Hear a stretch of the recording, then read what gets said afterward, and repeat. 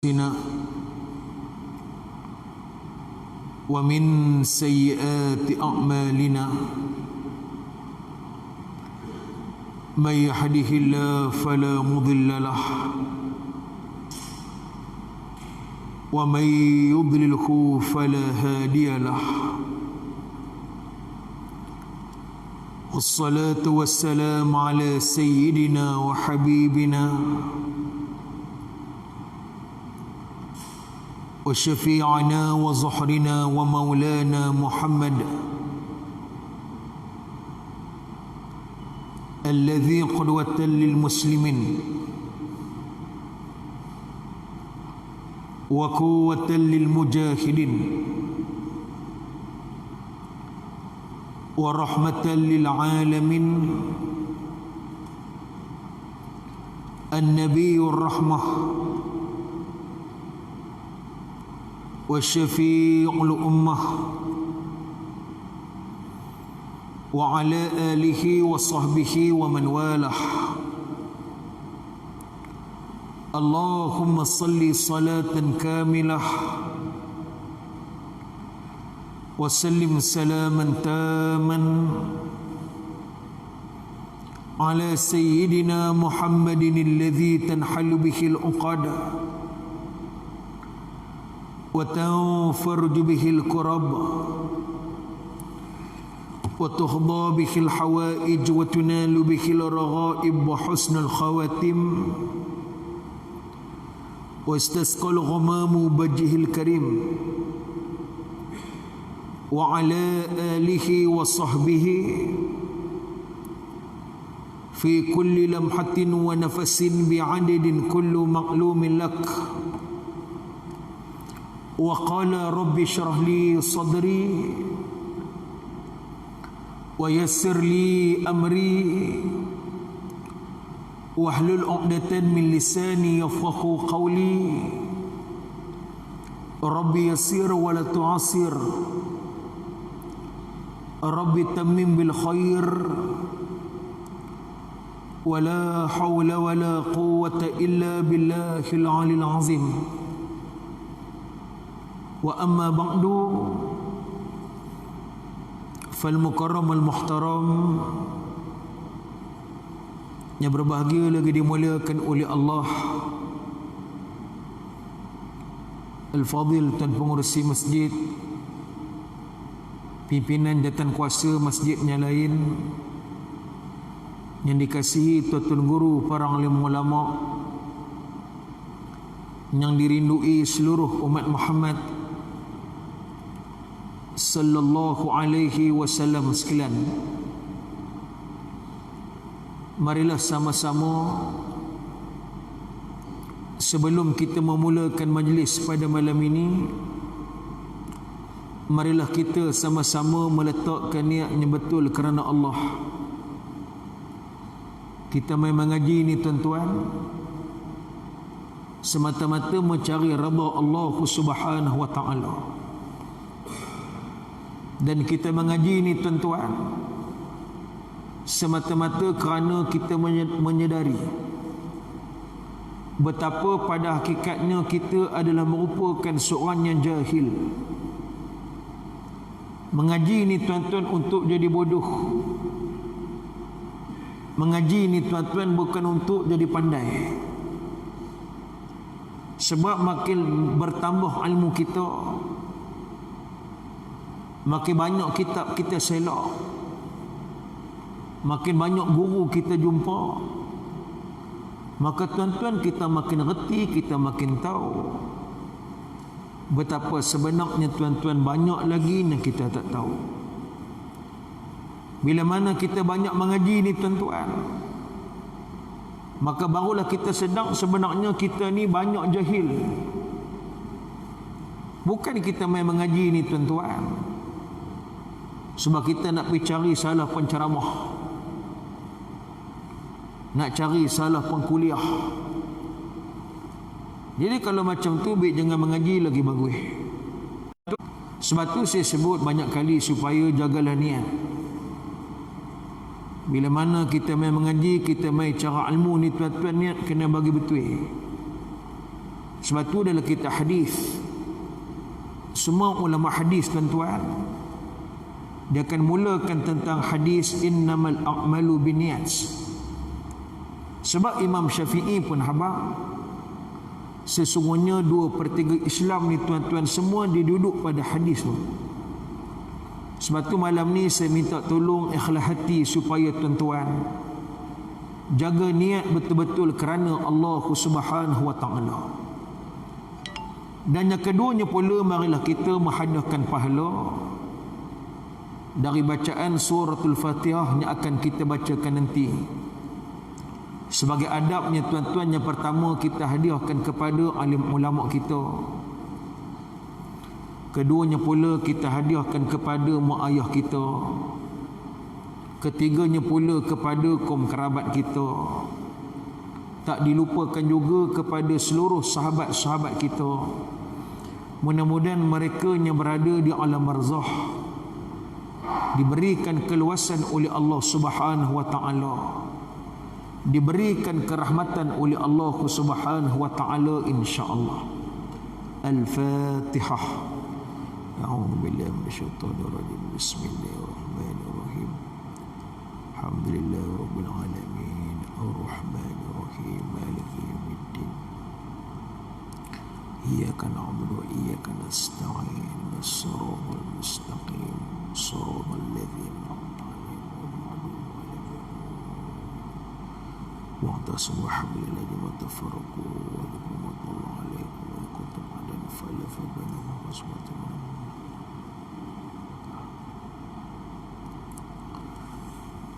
Sadaqallahul azim. Muslimin muslimat rahimakumullah. Pada pertemuan kita di dalam bulan yang lalu, kita telah membincangkan berkaitan dengan beberapa perkara. Antaranya terhadap balasan dari Allah buat mereka yang meninggalkan jihad. Jadi tuan-tuan, di sana saya telah menyinggung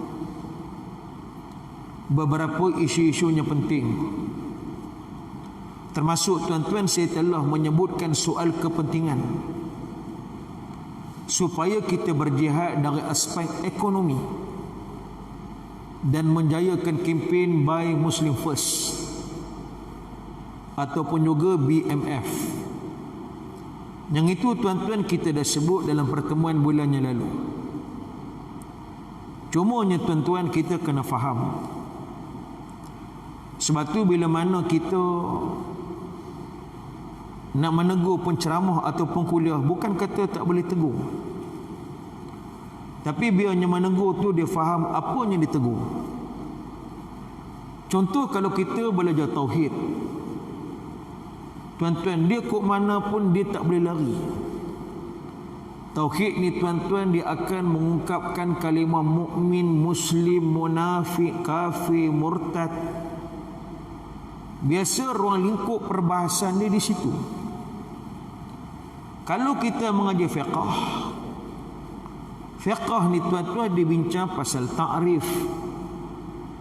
Kalau solat tu ta'rif solat, dia tengok pula rukun, dia tengok pula syarat, sah batal. Itu kalau cerita mengaji fiqh.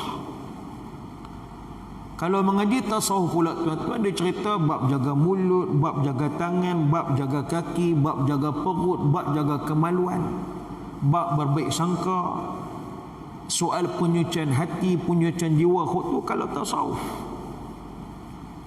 Tapi kalau tajuknya kita bawa ni tuan-tuan, kita telah menghabiskan soal fiqhul jinayah.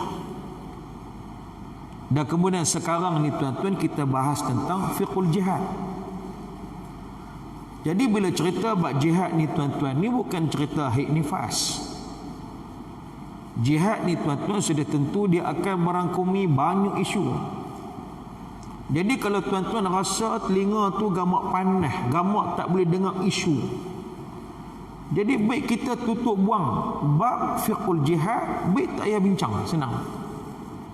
Kita tak perlu nak sentuh soal politik dunia, soal sejarah umat Islam yang lampau, Sebab tu tuan-tuan, saya cukup pelik bila mana satu orang dia tak tahu, tiba-tiba dia buat supaya dia tahu. Ini masalah.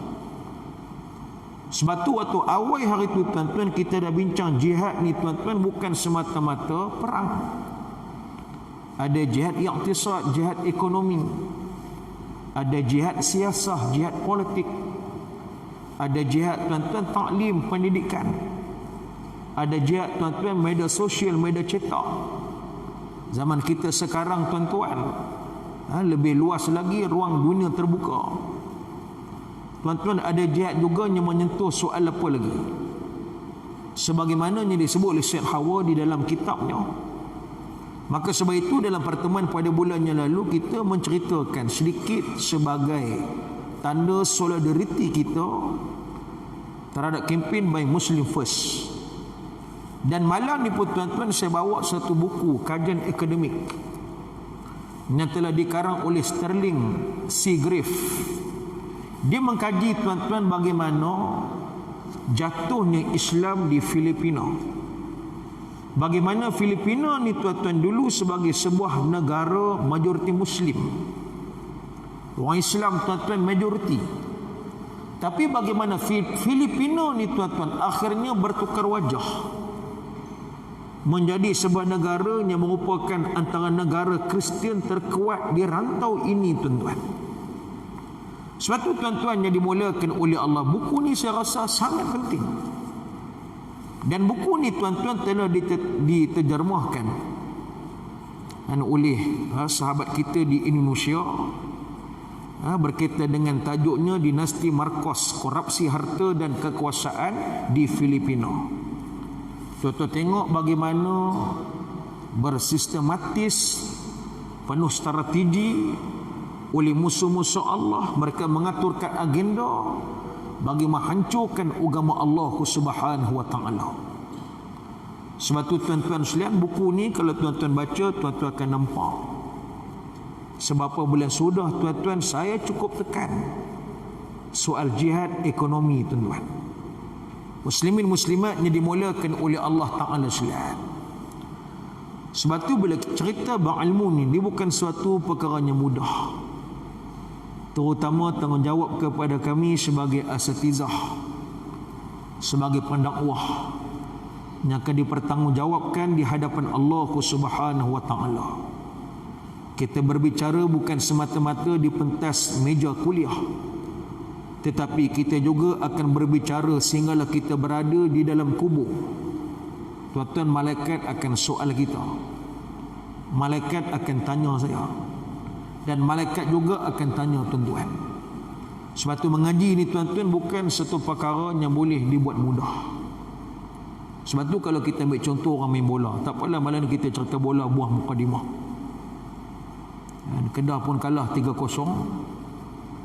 Terengganu pun bungkus lagi awal tuan-tuan. Jadi JDT menang.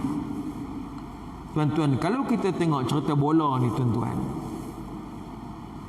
sebab apa JDT hari ni dia kuat? Sebab kalau bola negeri lain tuan-tuan, dia ditadbir, dipimpin oleh orang politik.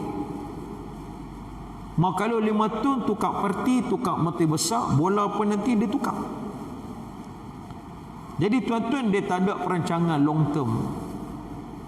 Dia tak ada cerita macam mana nak membangunkan bola. Dan lagi malang lagi tuan-tuan, bila tak pula orang kaki bangku pegang bola. Tuan-tuan, tu nama dia lagi ropla jingga.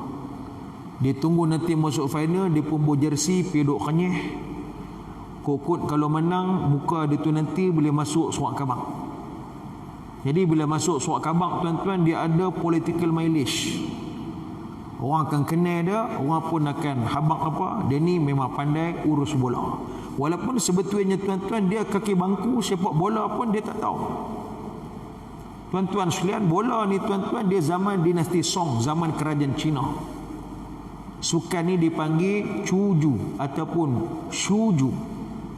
Bola dalam bahasa Cina. Jadi bola ni tuan-tuan zaman dinasti Song, dia adalah merupakan seni ilmu pertahanan.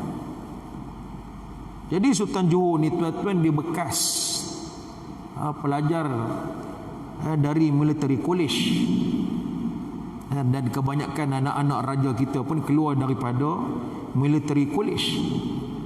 Cuma beza dia tuan-tuan, TMJ ni tuan-tuan, saya tengok dia daripada zaman dia duduk di college tentera di India tu, dia antara pelajar yang terbaik. Bahkan dia pernah jadi ketua platoon, tuan-tuan sekalian. Jadi bila dia pegang bola tuan-tuan, dia bukan orang politik. Dia boleh rangka bola tu untuk lagi 10 tahun, untuk lagi 20 tahun. Dan bola ni tuan-tuan dia perlu pada strategi. Sebab tu dalam Quran pun Allah abang apa, fasalu ahla zikr in kuntum la ta'lamun. Maka Allah suruh tanya ahli zikir. Ahli zikir ni tuan-tuan bukan hok pegang biji tasbih tu. Masuk ahli zikir ni tuan-tuan orang yang punya keahlian. Kita kena refer pada orang yang ahli dah. Kalau bola tuan-tuan kena tanya kepada orang yang betul-betul faham tentang bola. Sama juga pasal ilmu. Satu orang tuan-tuan kalau dia pun tak tahu disiplin ilmu, dia jangan buat leceh. Dia jangan buat supaya dia tu tahu masalah. Dia akan jadi masalah tuan-tuan. Sebab tu tuan-tuan yang dimulakan oleh Allah Ta'ala hanya jauh harinya kenal manikam, hanya sami velu kenal subramaniam tuan-tuan. Orang kalau tak mengaji agama, dia tak tahu ilmu agama tu lugu mana. Sebab tu agama ni tuan-tuan dia bukan benda boleh agak, boleh sangka, boleh zon. Dia bukan jenis lagu tu. Ilmu ni tuan-tuan dia kena yakin. Al-yaqin la yadhulu bi syaq. Ilmu ni dia mesti dengan yakin. Saya ingat tuan-tuan dulu waktu kita pegang Kedah. Ni malam ni memang nak lencong jauh semua Dan waktu kita pegang Kedah dulu tuan-tuan ada timbul cadangan supaya pentadbiran Al-Marhum Ustaz Azizan ni mewujudkan dipanggil apa, Lajnah Hisbah. Atas alasan Terengganu pun dulu pernah ada Hisbah. Almarhum dihabak, dia kata bagi pada orang yang bagi cadangan tu, apa jawapannya? Dia habak Terengganu dulu boleh buat, Hisbah boleh buat. Sebab Terengganu ada orang paling kanan dalam pentadbiran kerajaan, nama dia Tun Saleh Abbas. Dia tahu apa tugas Menteri Besar. Maka sebelum dia hisbah, dia kena tahu dulu fungsi seorang Menteri Besar tu lugu mana, kerja Menteri Besar tu lugu mana. Mau kalau betul, betul. Mau kalau salah, salah. Jadi dia kena tahu. Kami di Kedah tuan-tuan, kita tak ada orang yang macam Tun Saleh Abbas. Jadi kita nak tubuh hisbah macam mana? Takkan kita nak pergi letak satu orang yang dia tak tahu apa dia tugas Menteri Besar, tiba-tiba dia nak pergi hisbah. Takkan nak pergi buh ketua pemuda, takkan nak pergi buh ketua muslimat, tak boleh. Melainkan tuan-tuan kena ada satu orang yang betul-betul arif tentang soal pentadbiran negeri, yang tahu fungsi Menteri Besar, maka baru boleh ditegur. Sama juga dalam masalah ilmu. Ilmu ni tuan-tuan, kau nak tahu ustaz tu betul tak betul, dia kena rujuk kepada ulama. Ustaz dia tahu, orang ada ilmu dia tahu, mufti dia tahu, qadi dia tahu. Mau kalau tak perhati pergi lapor kat pejabat agama, hantar surat pergi pada qadi, bagi tahu sekian-sekian penceramah dia mengajak ni bertentangan dengan sekian-sekian. Ataupun panggil pejabat agama mai tengok yang mengajak ni betul ke tak. Tu baru kena. Sebab apa? Biar ahli yang menilai tuan-tuan. Saya pun kalau tuan-tuan suruh saya pomen motor tu nanti jahanam. Sebab tuan-tuan saya bukan pomen, saya penceramah. Jadi mukminin mukminatnya dimulakan oleh Allah Subhanahu wa taala sekalian. Jadi sebab itu bila kita cerita bab jihad ni tuan-tuan, jihad ni bukan satu tajuk yang kecil. Sebab tu saya ulang sekali lagi, kalau tak mau dengar isu, tak mau cerita bab sejarah, maka tuan-tuan baik kita jangan bincang fiqhul jihad. Sebab tu banyak-banyak tajuk tuan-tuan yang musuh Allah yang paling dia meluat, dia tak mau kita bincang, kalau boleh tutup muat, yaknilah tuan-tuan jihad. Jihad ni tuan-tuan musuh Allah cukup tak suka. Jihad ni tuan-tuan selalu digambarkan sebagai ganas, ekstrim. Dan sebab itu musuh-musuh Allah mencipta kelompok-kelompok yang songsang. Contohnya IS. IS ni tuan-tuan, Tun pun pernah sebut, Tun Dr. Mahdi sebut. Yang create IS ni tuan-tuan, CIA. Dia orang yang buat. Sebab apa? Nak menampakkan Islam tu jahat, Islam tu ganah, jihad tu tak betul. Dan terbaru tuan-tuan, keluar beritanya, tuan-tuan pun tengok di Idlib, di Syria, konon-kononnya Amerika telah mengebom rumah Abu Bakar al-Baghdadi yang disebut sebagai pemimpin militan IS. Dan tambah mereka lagi, pengendalian mayat Abu Bakar Baghdadi ini pun akan dilakukan sama sebagaimana Osama bin Laden. Dia akan dibakar dan Abu dia akan dibuang ke tengah laut. Jadi tuan-tuan, ni semua cerita wayang Amerika. Dan sebab tu tuan-tuan, saya ingat lagi bila satu reporter dia tanya soalan. Dia pergi jumpa Tok Guru Aziz, dia tanya soalan tentang Osama bin Laden. Tuan-tuan, Tok Guru jawab cukup mudah. Apa jawab Tok Guru? Tok Guru kata, hamba pun tak kenal Osama bin Laden ni. Kau bawa terbit demo. Yang bawa keluar pun newspaper, yang tulis pun reporter. Kawai tak tahu. Jadi bapa tanya kawai, demo lah kena jawab. Tuan-tuan, tu jawapan paling bernas daripada almarhum Tuan Guru Ni Aziz. Memang Osama bin Laden ni tuan-tuan, kita pun tak tahu dia siapa dia. Cuma kita dengar-dengar daripada jauh. Dan ada juga kita dengar daripada ceramah. Diceritakan oleh Syekh Dr. Abdul Azam. Dan kita pun tak tahu hakikat Osama ni siapa dia. Cuma Osama ni tuan-tuan, yang timbulkannya adalah Barat. Digambarkan melalui peristiwa 11 September. Dan sejak dari itu banyaklah ulama' yang ditangkap. Subjek-subjek jihad diharamkan untuk diajarkan di universiti. Sebab bimbang takut pelajar-pelajar ini akan menjadi militan.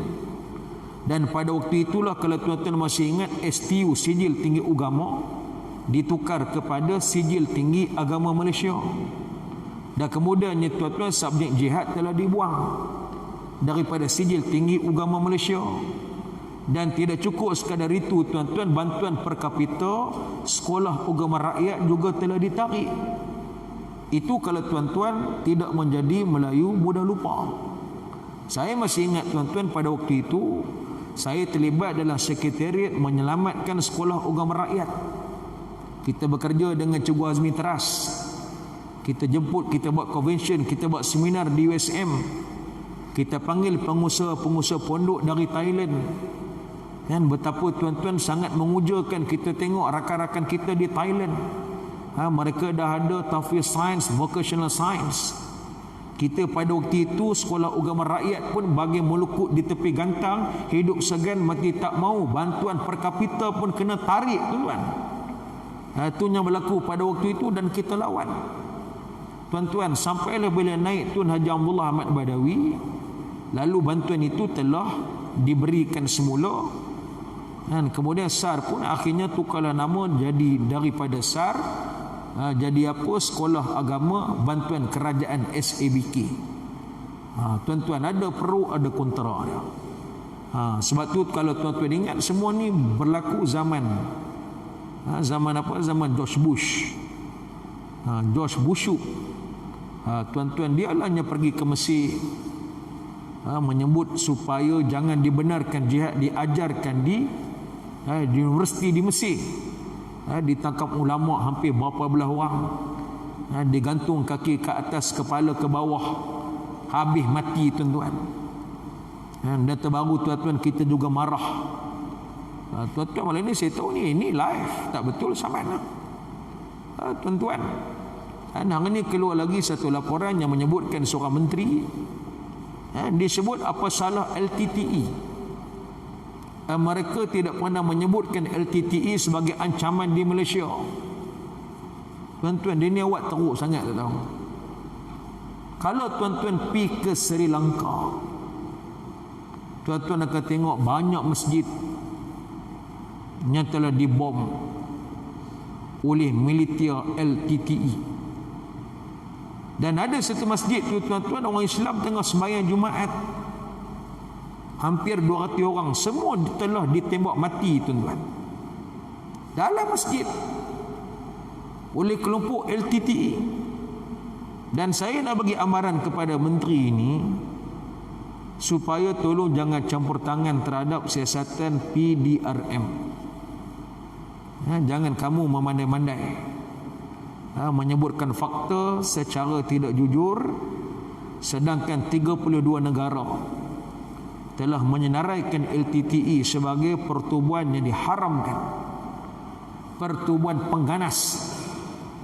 Jadi tuan-tuan, saya tidak pasti apa motif kenyataan daripada menteri berkenaan tuan-tuan. Jadi tuan-tuan, Islam tidak ganas. Dan bahkan kalau kita tengok di zaman Sultan Muhammad Al-Fatih merampas Byzantium, merampas Konstantinopel daripada pemerintah Byzantium, orang Kristian lebih selesa duduk di bawah pemerintahan Islam dibandingkan duduk di bawah pemerintahan Kristian. Tuan-tuan, kenapa tidak diulas konflik yang berlaku di Island Utara yang berperang sekian lama? Adakah itu bukan pengganas? Dan sebab itu kalau cerita Islam ini mudah sangat dituduh, digambarkan Islam ini dalam wajahnya sangat jijik, digambarkan Islam ini miskin. Kenapa Meksiko tu miskin sebab apa? Dan Filipina pun miskin sebab apa? Itu semua negara majoriti Kristian. Kalau kata Kristian tu hebat, kenapa Meksiko itu merupakan sebuah negara di benua Amerika Latin yang sangat miskin? Jadi tuan-tuan sekalian, ini semua antara senjata-senjata yang telah dipanah supaya menikam jantung umat Islam tuan. Muslimin muslimat rahimakumullah ta'ala. Jadi malam ni tengok muka surat 357. Dan saya pun letih malam ni, semalam kursus. Dan semalam saya keluar. Dan kemarin dulu saya keluar Thailand. Dan pergi ke Baling, ada urusan di pondok. Dan selesai urusan tu, saya siapkan beberapa tugasan penting dan untuk kursus umrah. Dan 2 pagi baru tolak pergi Kuala Lumpur, sampai KL kemarin jam 8 kursus, sampai jam 12.30 Palohong baru bertolak mai ke Terengganu. Kuliah malam tadi di Surau Haji Muda Geliga. Jadi malam ni mai Tangni pula, dan esok tengah hari di MPOB, dan malam di Ketengahjaya, lusa di Dungun, dan kemudian saya kena pergi ke Langkawi. Jadi tuan-tuan balik boleh tidur, saya balik tak boleh tidur. Jadi malam ni pasang telinga bagi betul. Tuan-tuan, jadi mulakan oleh Allah, tengok muka surat 357. Dan kita dah bincang sebahagian daripada ganjaran Allah kepada para mujahidin. Jadi tuan-tuan, kita nak berjihad sebagaimana sahabat tak boleh. Dan cumanya tuan-tuan, kita menyambut tugasan kepada apa yang telah diamanahkan kepada kita. Mudah-mudahan tuan-tuan, sebagaimana kita hidup, begitulah juga kita mati, insya-Allah. Sebab sabda Nabi sallallahu alaihi wasallam, al-mautu mata ala ma 'asha alaihi. Seseorang akan mati sebagaimana dia hidup, tuan-tuan. Jadi mudah-mudahan dengan kita memakai dan menggunakan kitab yang dikarang oleh almarhum Tuan Guru Datuk Dr. Harudin, dan kita juga tuan-tuan dikurniakan keberkatan, dikurniakan anugerahnya pelbagai oleh Allah Subhanahu wa taala, dan mudah-mudahan ini juga menjadi suatu manfaat kepada diri kita ataupun kepada diri almarhum, insya-Allah. Okey, jadi kita mula balik tengok muka surat 356, paragrafnya paling bawah. Kata almarhum Tuan Guru Datuk Dr. Harudin, biasanya kalau seseorang itu mencipta sesuatu ciptaan, ia adalah bertujuan untuk mendapatkan keuntungan. Akan tetapi Allah Subhanahu wa taala mencipta manusia dengan bentuk yang paling indah ini bukan untuk dijual dan digadai bagi mendapat keuntungan. Maha suci Allah Subhanahu wa taala yang maha kaya lagi maha sempurna. Sebaliknya Allah mencipta manusia ini adalah untuk dibelinya dengan nilai harganya sangat mahal, iaitu syurga. Alangkah agungnya kekayaan Allah. Allah bersedia untuk membeli harta dan diri manusia dengan syurga, iaitu harta dan dirinya yang dijual kepada Allah Subhanahu wa taala kerana jihad fi sabilillah, iaitu jihad di medan perang untuk menentang musuh dari luar, dan juga jihad kepada setiap yang gugur itu menerima syahid, yaknilah syahid yang tidak wajib dikafan dan disembahyangkan. Seterusnya jihad yang mengharuskan dan membolehkan tawanan perang dijadikan hamba sahaya. Dalam ayat ini dijelaskan secara umum bahawa para mujahid sama ada dengan hartanya atau dengan diri dan nyawanya, sama adanya hidup apatah lagi yang gugur syahid, akan menerima balasan syurga. Untuk menjelaskan ganjaran jihad di medan perang dengan lebih jelas lagi, maka kita pecahkan kepada dua bahagian. Pertama, jihad dengan wang dan harta kekayaan. Kedua, jihad dengan diri dan nyawanya. Pada masa permulaan Islam, iaitu sebelum berlakunya peristiwa penaklukan Mekah ataupun Fatu Mekah, yang lebih diutamakan dalam jihad ialah tenaga kekuatan manusia. Pada zaman Rasulullah sallallahu alaihi wasallam, jihad adalah fardu ain kepada setiap muslim dan mukmin, kecualinya sakit, orang tua, wanita, kanak-kanak, yang uzur dan mempunyai tanggungan, dan yang tidak mempunyai kelengkapan perang. Tetapi selepas penaklukan Mekah, wang sangat diperlukan untuk melengkapkan angkatan perang, sama ada kelengkapan senjata atau kelengkapan anggota tenteranya. Oleh itu Allah Ta'ala berfirman di dalam suratul Anfal surah ke-8 ayat ke-60, wa a'iddu lakum mastata'tu min quwwah wa min ribatil khail turhibuna bihi aduwallah wa aduwakum wa akharina min dunihim la ta'lamunahumullah ya'lamukum wa ma tunfiqu min syai'in fi sabilillah yuwaffa ilaikum wa antum la tuzlamun. Sadaqallahul azim. Dan sediakanlah untuk menentang mereka musuhnya menceroboh segala jenis kekuatan yang dapat kamu sediakan, dan dari pasukan-pasukan berkuda yang lengkap sedia, untuk menggerunkan dengan persediaan itu akan musuh Allah Subhanahu wa taala dan musuh kamu, serta musuh-musuhnya lain dari mereka yang kamu tidak mengetahuinya, sedang Allah Subhanahu wa taala mengetahuinya. Dan apa sahaja yang kamu belanjakan pada jalan Allah Subhanahu wa taala akan disempurnakan balasannya kepada kamu, dan kamu tidak akan dianiayai. Jadi nyanyi firman Allah di dalam suratul Anfal. Jadi dalam ayat ini ditegaskan yang pertama, perintah Allah Subhanahu wa taala kepada umat Islam supaya menyediakan kelengkapan angkatan perang, sama ada dari segi kekuatan alat senjatanya maupun kekuatan anggota tenteranya. Ini yang pertama tuan-tuan. Sebab tu tuan-tuan penting supaya kita menyiapkan suatu pasukan yang kuat bagi menggerunkan musuh-musuh Allah Subhanahu wa taala. Jadi baru ni saya tengok perbahasan dalam parlimen, ditimui balik cerita kapal selam tak boleh selam. Jadi tuan-tuan ni pun cerita lorat juga tak habis-habis. Jadi saya mencadangkan tuan-tuan elok tubuhlah Suruhanjaya Diraja untuk menjelaskan isu kapal selam ni. Cuma saya dimaklumkan tuan-tuan oleh Kapten Azizul, bekas kapten kapal KD Sri Indrapura. Dia punya MA pun tuan-tuan memang dalam bidang ni. Dia habaq pada saya memang kapal ni selalu rosak. Jadi tuan-tuan cerita kapal selam ni kok mana pun dia tak boleh ada 2 biji. Dia mesti kena ada 3. Pertama maintenance, kedua training, ketiga operation. Dia tak boleh ada 2 tuan-tuan. Mau kalau tuan-tuan pergi tanya pada hok pakat cabut pun dia tahu. Cuma hanya tuan-tuan, jadi dia benda ni benda jadi leceh. Itu satu bab. Dan baru ni pun kita baca dalam laporan, ada 10 buah kapal ni kita tempah, belum lagi siap. Jadi tuan-tuan, kalau macam ini musuh pun dia tengok kita, dia pun gelak. Sebab tak habis-habis macam-macam isu duk timbul. Yang baru katanya lama, yang lama katanya baru.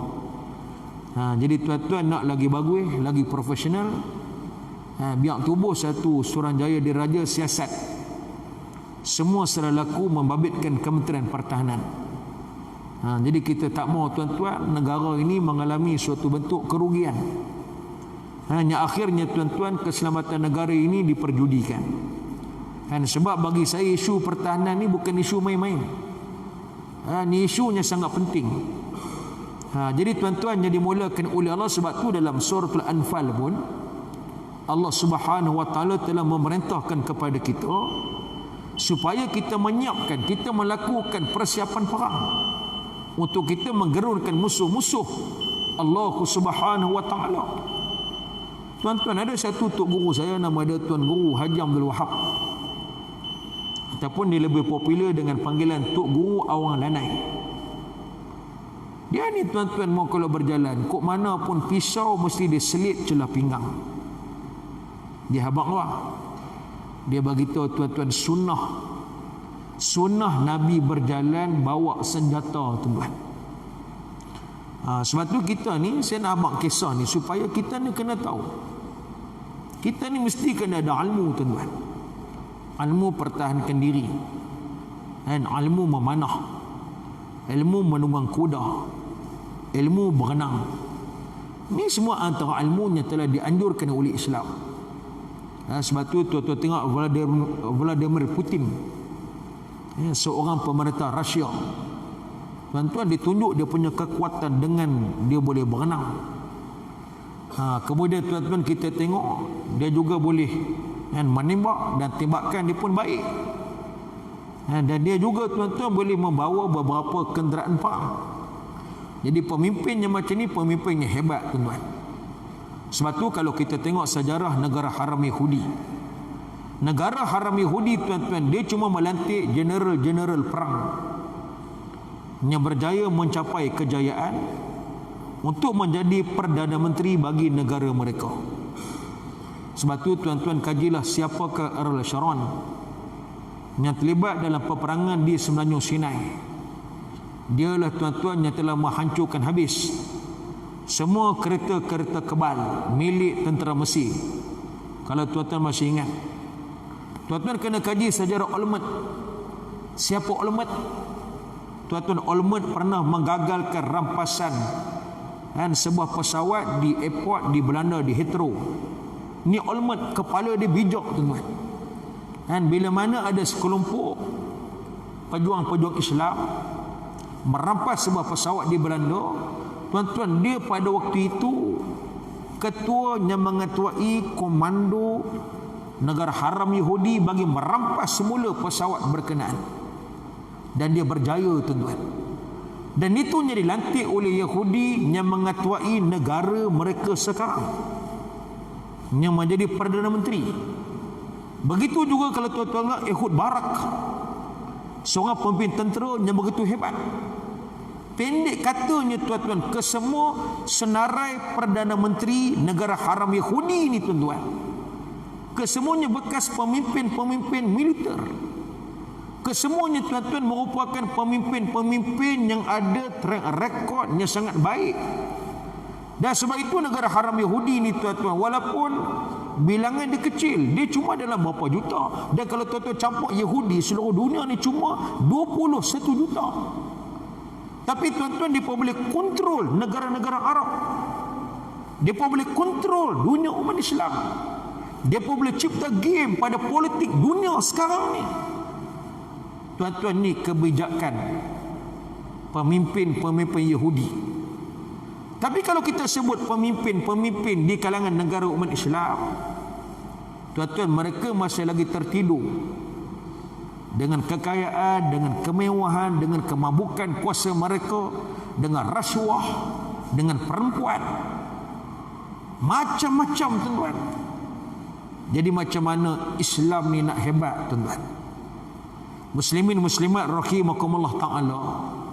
Sebab tu kata Sayyidina Umar, nahnu a'azzanallah bil Islam. Kita dimuliakan oleh Allah Subhanahu wa taala dengan Islam.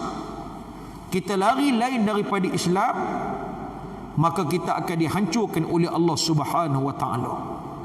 Saya nak sebut sebuah hadis yang telah disabdakan oleh Nabi sallallahu alaihi wasallam. Idza tabayatum bil 'ainah wa akhadhtum aznab al baqar wa raditum biz zar'i wa taraktumul jihad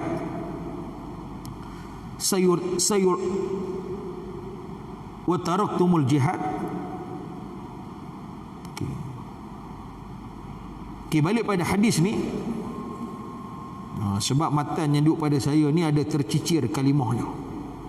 Okay, saya sebut maksud hadis ni. Sabda Nabi sallallahu alaihi wasallam, apabila kamu telah berjual beli dengan cara ghinah dan kamu telah disibukkan memegang ekor-ekor lembu dan kamu telah selesa dengan bercucuk tanam dan juga kamu telah meninggalkan jihad, maka pastinya Allah Subhanahu wa taala akan menimpakan kehinaan kepada kamu dan tidak akan dicabut kehinaan berkenaan sehinggalah kamu kembali hatta tarji'u ila dinikum, sehinggalah kamu kembali kepada agama kamu. Jadi hadis ini tuan-tuan disebut oleh Imam Abi Daud. Tuan-tuan yang dimulakan oleh Allah Ta'ala, yang mana bila Nabi sebut wa akhaztum adnabal baqar, kamu sibuk memegang ekor-ekor lembu kamu, tuan-tuan, dibentuk dipanggil kinayah. Nabi gunakan satu ungkapan dalam bentuk kiasan bagaimana satu orang yang sibuk bertani sehingga dia lalai untuk berjihad di jalan Allah Subhanahu wa taala. Jadi tuan-tuan, Nabi sebut akhirnya bila dia meninggalkan jihad, dia akan ditimpakan kehinaan oleh Allah Subhanahu wa taala.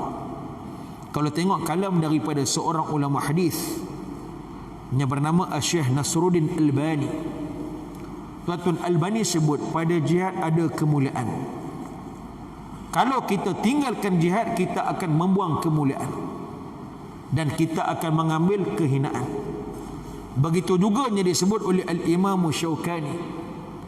Imam Syaukani pun sebut bila mana kita meninggalkan jihad, maka kita akan ditimpakan kehinaan oleh Allah Subhanahu wa taala. Sebab itu kita tengok Nabi sallallahu alaihi wasallam, bila Nabi berjihad, tuan-tuan, kita tengok bagaimana baginda sallallahu alaihi wasallam bukan sekadar dibukakan oleh Allah untuk baginda akan kota Mekah, tetapi bagaimana Khaybar, bagaimana Bahrain, bagaimana seluruh jazirah Arab, bagaimana seluruh negeri Yaman, akhirnya tuan-tuan berjaya diperintah oleh baginda Nabi sallallahu alaihi wasallam. Baginda mengambil jizyah daripada orang Majusi Hajar dan juga sebahagian di kalangan orang Syam. Begitu juga bagaimana Raja Rom, Muqawqis penguasa Mesir dan juga Iskandariah tunduk kepada baginda Nabi sallallahu alaihi wasallam. Dan begitu juga raja-raja negeri Amman dan juga Najasyi Raja Habsyah, sebagaimana yang disebut dalam kitab tafsir Ibn Katsir muka surat 423. Tuan-tuan, ni semua kesan bila mana baginda sallallahu alaihi wasallam memimpin para sahabat dengan jihad. Dan selepas period baginda sallallahu alaihi wasallam, naiknya khalifatu Rasulullah Sayyidina Abu Bakar Siddiq. Sayyidina Abu Bakar Siddiq, tuan-tuan, meneruskan pemerintahan, menghantar kaum muslimin hingga ke Parsi, menghantar pasukan yang dipimpin oleh Khalid Al-Walid.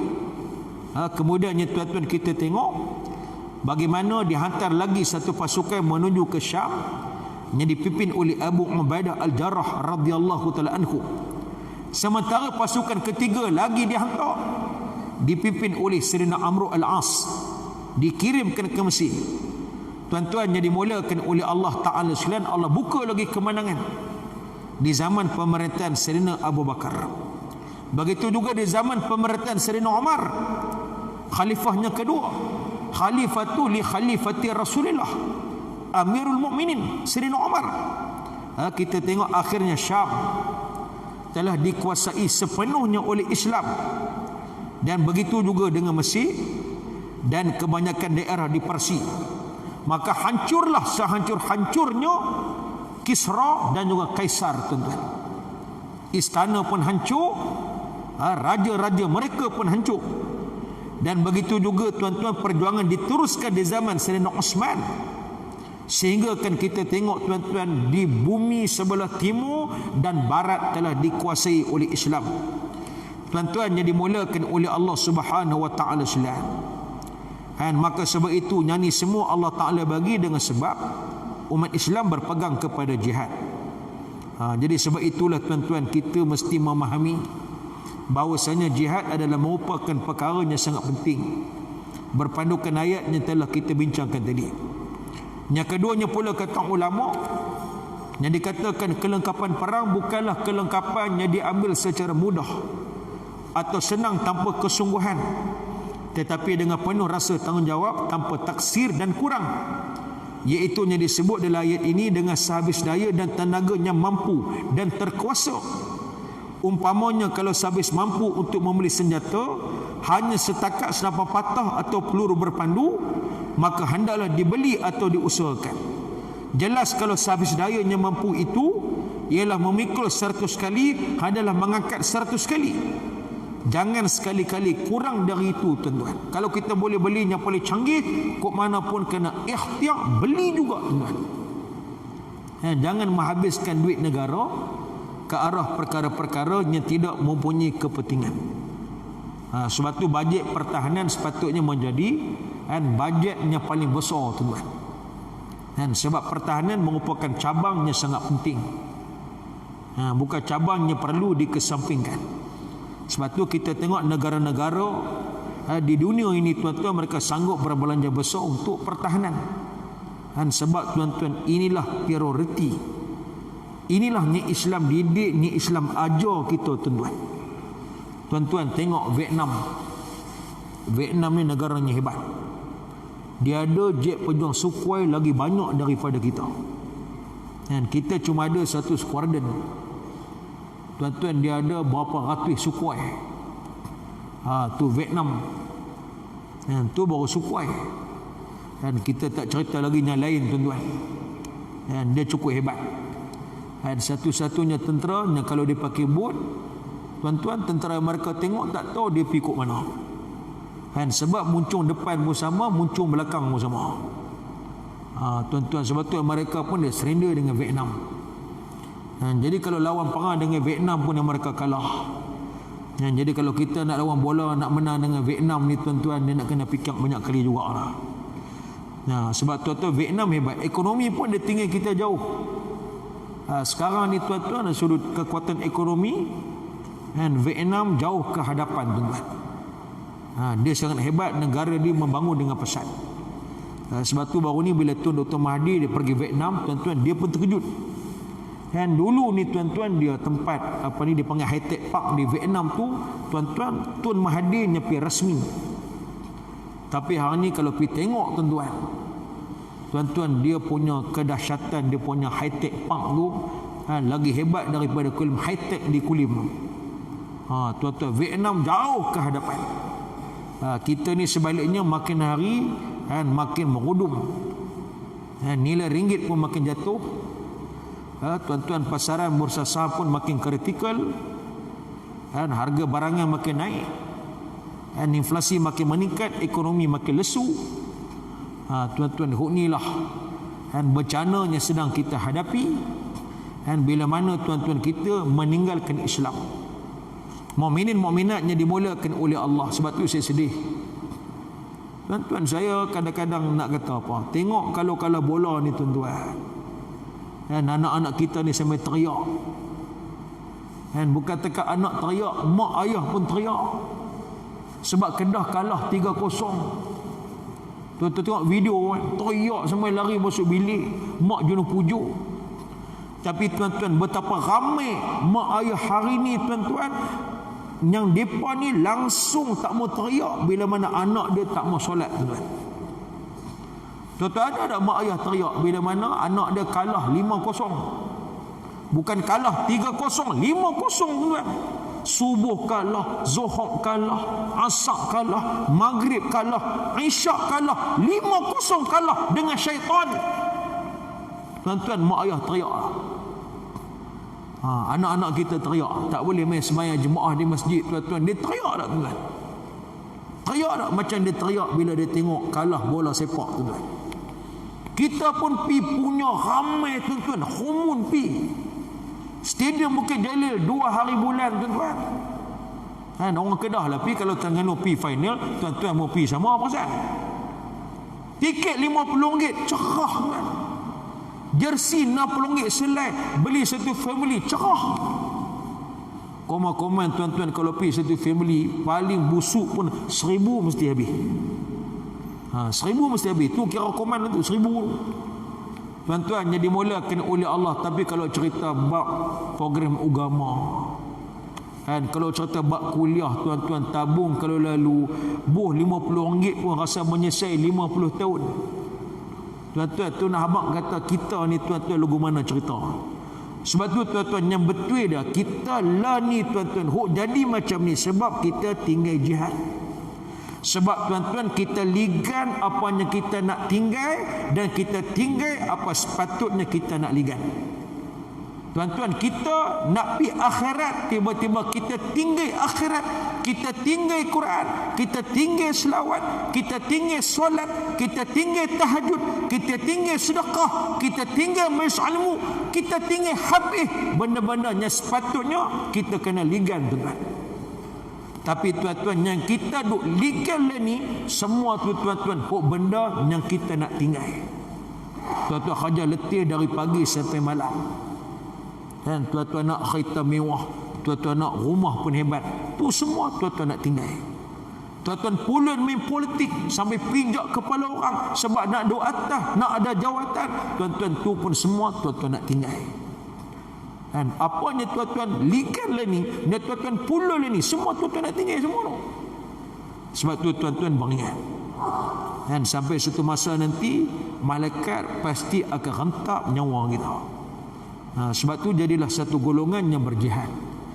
Orang yang tak ada niat berjihad, orang yang tak ada azam berjihad, kalau dia mati, tuan-tuan, mati dia tu mati jahiliyah. Dan mati jahiliyah. Apa makna mati jahiliyah? Mati yang tidak mengesahkan Allah Ta'ala, mati yang tak ada tauhid, mati yang mana dia mati dengan penuh hina. Sebab dia hidup, tuan-tuan, dia tak sanggup korban masa dia, tenaga dia, wang ringgit dia, nyawa dia untuk agama Allah Subhanahu Wa Ta'ala. Maknanya, tuan-tuan, dia tidak meletakkan kasih kepada Allah dan kasih kepada Rasulullah Sallallahu Alaihi Wasallam, jauh mengatasi daripada segala kepentingan diri. Jadi manusianya macam ni, tuan-tuan, disusah nak masuk ke dalam syurga Allah Subhanahu Wa Ta'ala. Yang ketiganya pula, tuan-tuan, lebih kurang sama juga. Dan kata Datuk Harudin, seboleh-bolehnya binalah angkatan tentera dan senjatanya terkuat sekali mengikut perkembangan semasa. Dan Tun Mahathir ni satu seminatnya, tuan-tuan, bab-bab ni dia tak ambil mudah. Dan sebab tu waktu kita beli kereta kebai yang kita simpan di Pahang, nama Adnan ke apa, tuan-tuan, Singapura cukup takut. Dan Singapura ni, tuan-tuan, Jepun pun ada satu skuadron Apache. Tapi Singapura ni, tuan-tuan, dia ada 2 skuadron Apache. Dan dia cukup risau dengan kereta kebai kita. Sebab tu, tuan-tuan, ni saya cukup puji Tun Mahathir. Baru ni pun di Turki, tuan-tuan, dia pergi tengok beberapa kela-kela pengeluar alatan pertahanan di sana, termasuk saya tengok kehebatan Turki ni, tuan-tuan, dia boleh buat helikopter yang jauh lebih canggih dari Apache, tapi harga dia, tuan-tuan, murah 3 kali ganda. Jadi, tuan-tuan, saya nak supaya tuan beli yang tu lah. Biar Malaysia ni, tuan-tuan, menjadi sebuah negara yang paling kuat di rantau ini, tuan-tuan, yang paling digeruni dari sudut ketenteraan. Tuan-tuan, tengok Indonesia sekarang. Dan Indonesia sekarang, tuan-tuan, mereka bukan sekadar membeli kapal selam. Kapal selam Indonesia ni, mereka bekerjasama dengan sebuah syarikat dari Korea Selatan namanya Daewoo. Dan mereka bukan sekadar membeli kapal selam, tetapi tuan-tuan mereka membina teknologi kapal selam. Dan sekarang tuan-tuan mereka telah menjadi pengeluar kapal selam dunia. Sebab tu tuan-tuan Jokowi menang besar.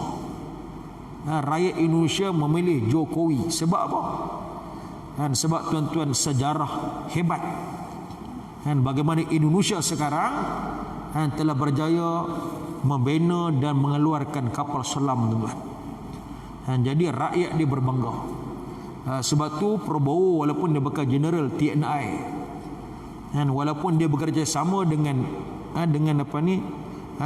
Sandi siapa nama, salah seorang tokoh ekonomi muda di Indonesia, tuan-tuan, dia gagal menandingi Jokowi. Apatah lagi Jokowi itu pula turut dibantu oleh K. Haji Ma'ruf Amin, pimpinan Nahdlatul Ulama yang merupakan pertubuhan Ahlussunnah wal Jamaah terbesar di Asia Tenggara, tuan-tuan. Walaupun pimpinan NU nyalin tak setuju dengan K. Haji Ma'ruf Amin, tetapi tuan-tuan dilihat dari sudut populariti Jokowi ini memang hebat, tuan-tuan. Kita takkan duk gempak. Lah ni apa jadi di Spratly pun tak tahu. Tuan-tuan, saya pernah dipanggil oleh ada orang Petronas semalam ni. Saya pernah dipanggil oleh seorang pemimpin tertinggi Petronas. Saya ingat lagi bulan Ramadan. Jumpa di satu restoran, nama restoran itu Celadon, di Pavilion. Dia minta saya batal kuliah maghrib. Batal tazkirah Ramadan. Dia apa dia kata, ustaz ni bukan isu main-main, ustaz kena mai.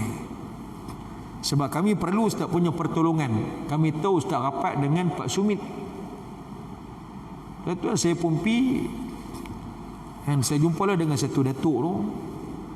Saya tahu ramai pegawai Petronas pun tahu tentang pertemuan tu. Jadi tuan-tuan, antara isunya pada waktu itu disebut bagaimana kita telah melepaskan tuntutan ke atas Kepulauan Spratly.